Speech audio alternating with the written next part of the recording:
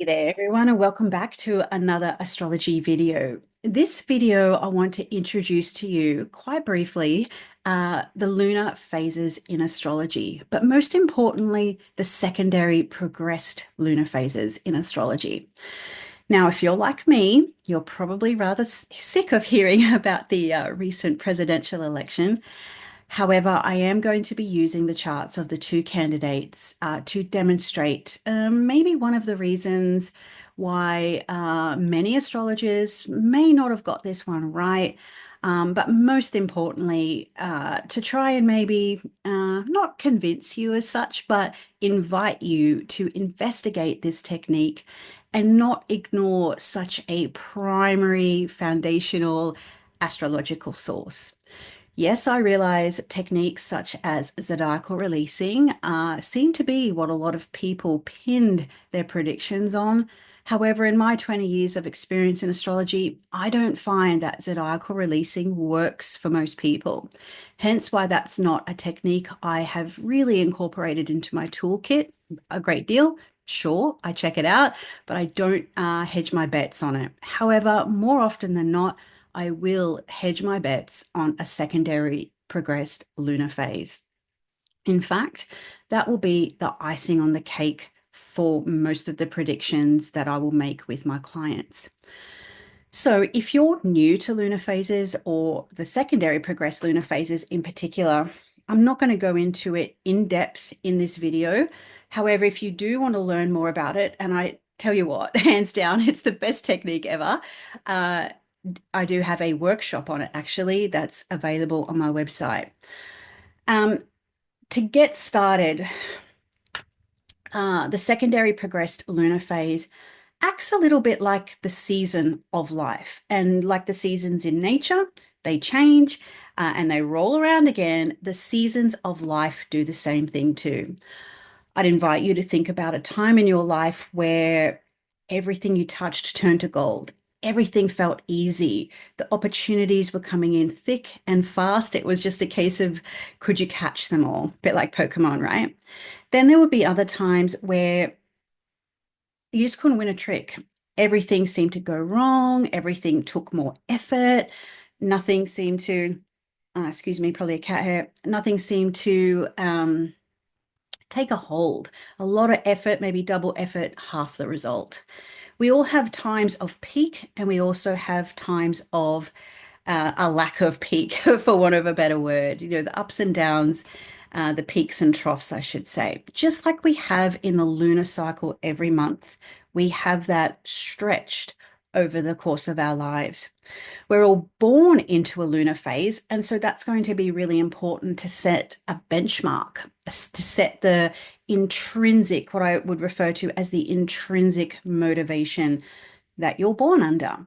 Yes, that's going to be different to your Mars sign. Your Mars can be motivation and mojo, but by element, especially, it's going to talk about more what do you do when your feet hit the floor in the morning? If you're like me, I have Mars in an earth sign. My priority is food. If you've got it in a fire sign, maybe you want to go and work out straight away. Maybe if you've got it in air, you want to read or have a conversation with somebody. So take a look at the element, and that's going to show you, how you move through the world, so to speak. The secondary, or actually the lunar phase that you're born under kind of goes a little bit deeper than that. It's more the intrinsic motivation that you have. Are you a hunter in the waxing phase, or are you more a caretaker or a giver in the waning phase? Obviously, they're very simplistic terms. As I said, I'm not going to be going into them all now. But as you know, from new moon to the gibbous moon or the full, approaching the full moon, that's the waxing phase. It's the phase of opportunity, of growth, of progress, of gaining and peaking. That waning phase of the moon from the full to the new is more about letting go, giving back, disseminating, spreading out.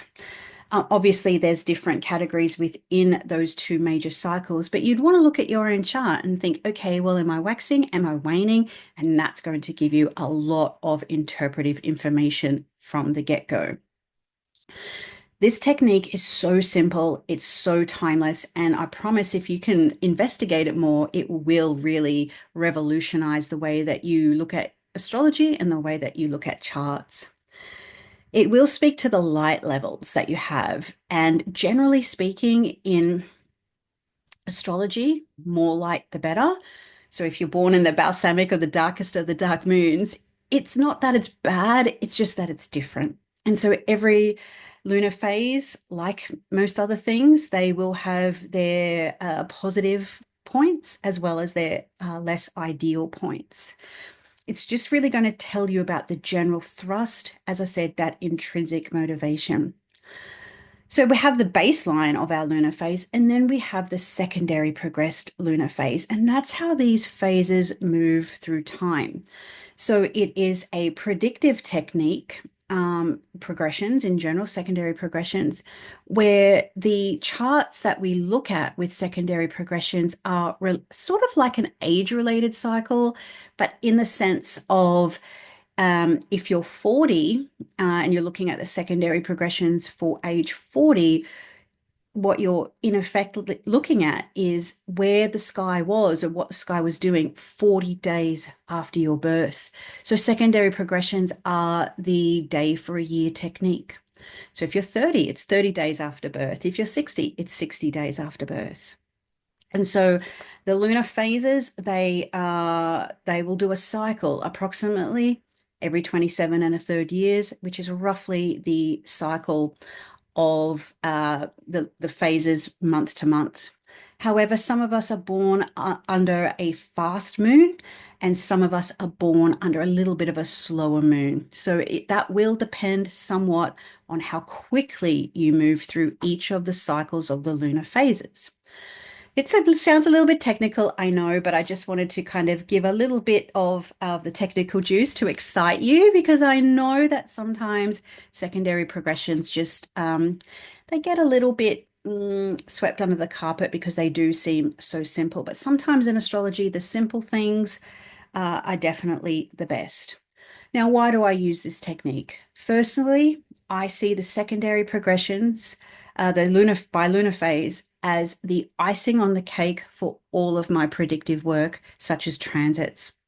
So, an example of that, if someone's got um, Saturn coming to join their midheaven, there's going to be a range of possibilities that we have for that, right? It could be a promotion, taking on new responsibility, becoming the CEO of a company, or really kind of reaching a peak level in their career. On the flip side, on the other end of the spectrum, it can mean maybe the death of a career, the ending of one, or maybe getting fired rather than promoted. So what's going to happen is that our lunar phases are going to sort of describe where on that spectrum of possibility the Saturn transit will happen. So for example, if you have Saturn coming to the midheaven and then via secondary progression, you have a full moon building, well, that's going to suggest full light, full opportunity, a peak period in your life in terms of career. It's like stepping up to that mantle and sort of sitting on the throne of a professional or personal pathway. If you're moving into the balsamic phase of the moon, then that's going to show a really deep or a significant loss of light. And that might be retirement. It might be getting fired. It might be turning away from all of the things that you've been building over the course of a lifetime. So, just as a bit of a very introductory idea to the lunar phases, I'm going to now share the charts with you of both of the political candidates so we can just get a little bit of an idea of why things may have turned out the way that they have. Of course, this isn't, you might be saying, oh, yeah, it's okay, Cass, 2020 is hindsight, but I had been leaning the way that it went for quite some time, and the lunar phases is the reason why. So I'm going to share that with you. So I'm going to bring this up on the screen now. And who have we got first? So I've got Donald Trump here on the screen first. So both of these candidates actually were born with a full moon. So this is also going to make them a little bit more sensitive to the way these seasons work in the life. So the secondary progressed lunar phase. Trump in particular is also born on an eclipse, so that's definitely going to bring an extra level to this. So what I've got here is his natal chart in the middle and the secondary progressions on the outer chart. One thing I want to say from the get-go is when we are looking at someone's secondary progressed lunar phase, always, always, always, it's looking at from the secondary progressed sun to the secondary progressed moon. Now, a lot of students, a lot of astrologers, they get that wrong. So it's really important that we almost ignore the natal chart in this case, and we're just looking at what the secondary progressions are doing. So we're not looking at the natal sun to the secondary progressed moon, none of that. It's always secondary progressed to secondary progressed. So what you'll be able to see if you are a bit familiar with this technique is that Donald Trump is now moving into the first quarter, actually, no, the crescent moon phase. So he's in that phase now. And so the phases move in 45-degree increments. I don't want to get too technical with you as I don't want to overwhelm you with information here. So the crescent moon phase for me, hands down, is my personal favorite phase to see someone progress into. Reason being is just like how the moon moves every month. It's we get that first sliver of light after the new moon. So that crescent moon that hangs in the sky is that first sliver of light after the moon has her longest period of darkness in her whole entire cycle. So when you're looking at that from a secondary progressed point of view, you're transpiring that into years. So for most people, a secondary progressed lunar phase is going to last anywhere from about 3 to 4.5 years. And that's going to depend on the speed of the moon at birth. That's again another level of technicality I don't want to get into here. We just really want to look at where the moon phases are for now. So in the case of Trump, he's born with a full moon, full light, full opportunity, very dynamic, can be very polarizing, all of those things that, hey, I don't really need to reinvent the wheel with descriptions when we're talking about him, right? Full moon people really do tend to go at life with both hands on the wheel for sure. So interestingly, I had a bit of a flick back through the recent years, and when he became president, when was it, 2016, when he first won that election, he was just entering a balsamic moon phase then, the darkest of all the moon phases, and the one that no one likes to hear that they're moving into. I've not been a huge observer of Donald Trump over the years. Hey, I'm Australian, but I am aware it's certainly representative of a dark period for many people in the USA, definitely a different period at least. And maybe for Donald Trump, it was harder than maybe what he might have thought. I would imagine, just as a human being, a huge lifestyle change. And it may not have felt good. Everything would have felt hard. Maybe, as I said before, double the effort, half the result. Look, I don't know. It's not really, my place to say, but it didn't. Someone moving into the balsamic moon and then moving into a presidential role, that's just going to be difficult. The balsamic moon for most people is not a fun phase. And particularly for Donald Trump, he's used to the moon at peak light. And then when it goes to the lowest light level, that's a difficult phase for anybody. So uh, roll the clock forward, 2019, so 4 years ago, 5 years ago, he was in the new moon phase technically, but when something's new, it's still dark. It's still definitely better than being on the waning side, definitely on the waxing side, but the moon hasn't had enough time to generate a lot of light. So there can be a lack of clarity. There can be It's like a seed being planted into the dirt. It's new, it's full of promise, but we don't really know what's going to eventuate from that at any particular time.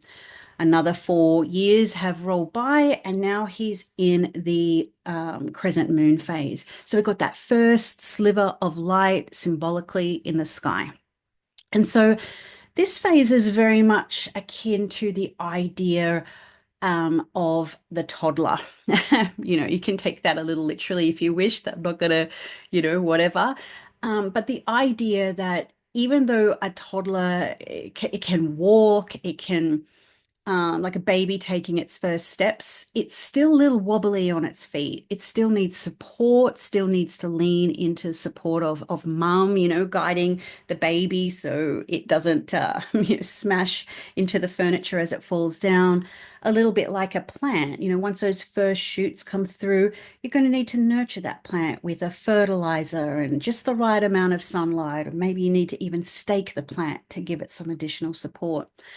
It's interesting because we can actually see a manifestation of this through the group of people that Trump has decided to surround himself with, this presidential team. For whatever the result's going to be. Look, uh, I'm neither here nor there with that. I'm personally not invested, but we can see in the astrology how it rings true. So he's in the first light phase of a waxing cycle, approximately 14-year waxing cycle phase. So I'd say to any client, this is your time to, flex your muscles, go for it. You're catching the peak of the wave. It's this idea of still lean into your support. You don't know everything, but you are, you're taking your first steps and you're just going to be gaining and peaking in momentum, in strength, in all of those sort of things. So that's a little bit about that crescent moon phase that Donald Trump is currently in. Now, we do have some similarities, yet different stuff when it comes to Harris. So, like Trump, she's born on a full moon, and I think Biden is too, from memory. So she's born on that full moon, but we're ignoring that for all intents and purposes. That's her natal set point. That's her intrinsic motivation. Generally speaking, when people are born with a full moon, relationships are important to them. Being in collaboration with other people are important to them. They tend to have peak experiences, big highs, big lows, a lot of turning points in their life. And we could say some of those similarities for Trump as well. But when we look at the secondary progressions, we're looking at the secondary progressed sun currently at 28 degrees of Sag. And then we're looking, so we've got to go in zodiacal order. So we've got to go all the way around. She has passed now that full moon lunar return, um, or the full moon via, so she's gone into the same phase that she was born under, and that happens to us all at various ages. But now she's past that peak and she's moving in, or she's now in the waning cycle, which, as a general rule, it's the cycle of loss. It's the cycle of the reduction of light. That being said, even in this part of the cycle, she's only in real time 14 and 2, maybe 18-ish months past the peak. It's still a lot of light there, but the point is that she's on the other part of the cycle. Um, Sometimes when people reach a full moon point via secondary progression, it's going to be a big turning point in the life. And that's what she would have been moving towards when she would have been the vice president back in 2020. So that was her full moon introduction. And the last sort of 4-ish years have been her full moon phase. But she's sort of past the peak now, or passing. Technically, she'd still be in the phase, even though it's out of sign. Technically speaking, it's once she gets 45 degrees away from the sun, via the aspect of opposition. So she'd have to get, what are we, 28 Gemini at the moment. So she'd have to get halfway through Leo, give or take, by the time she moves into the disseminating moon phase. So she's still in the full moon phase, so anything can still happen, but she's on the waxing side of, or sorry, the waning side of that. So it might be a little bit about, hanging in the towel, maybe realizing she got to a peak, and it may not have been what she hoped for. And that happens in real life. This isn't just me speculating based on recent events. I see this happen in clients' lives where they might be, working to reach a peak in something. That might be a peak in career, a peak in marriage or relationships, a peak period of life that's a significant turning point. It's not uncommon to see women have children under this cycle. Obviously, Kamala Harris is past that boat biologically, but the full moon literally means that the birthing or the bringing into the world of something new. And it doesn't necessarily have to be a baby, of course. So oftentimes what happens with that full moon, two things can happen that I see a lot is that people can reach the peak, the top of the mountain, and they're loving the view, or they don't. Sometimes people do work really hard to reach a certain peak in their career. They get there and they realize it's not what they thought it was. Then there's the flip side where there's regret where they didn't take the first step. Now, that may not be the case for Kamala Harris. I don't know. I haven't paid enough attention, to be honest. But there might be even a sense of relief given this configuration that she did lose the election. That peak, the spotlight. And you'd imagine she actually would have been pretty comfortable with that, with the full moon natally. But maybe she's just, got to the top of the mountain, so to speak, and didn't like the view. I don't know. I haven't had a conversation with her to find out. It's all a little speculative. But however, the astrology does tend to indicate just via the lunar phases who's waxing and who's waning.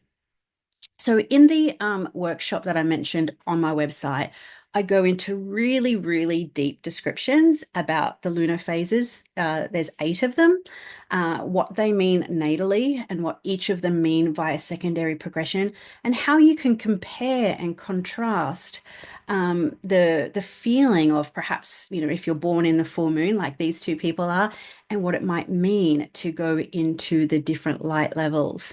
So as far as the natal predisposition looks like, Trump is moving towards a peak, whereas Kamala is moving away from a peak. And that's just one angle of it. It's not the entire story, of course, but I did want to create this video just to invite you to consider lunar phases if you haven't already, but particularly the secondary progressed ones. Obviously, from secondary progressions, there's still even more we can derive from the chart. But for this, I just wanted to keep it in relationship to the phase. It will tell you the season of life that you're in. And there's times where we have to plant the seeds and nurture them. And then there's times where we have to pluck up all of that we have dug out and harvest the fruits and all of the things. So I'm going to leave a link in the description box below if you want to explore the lunar phases more. As I said, it's one of my favorite techniques, and I hope that you'll learn to love it as much as I do too. So until next time, I hope you have a really wonderful weekend. See you next time.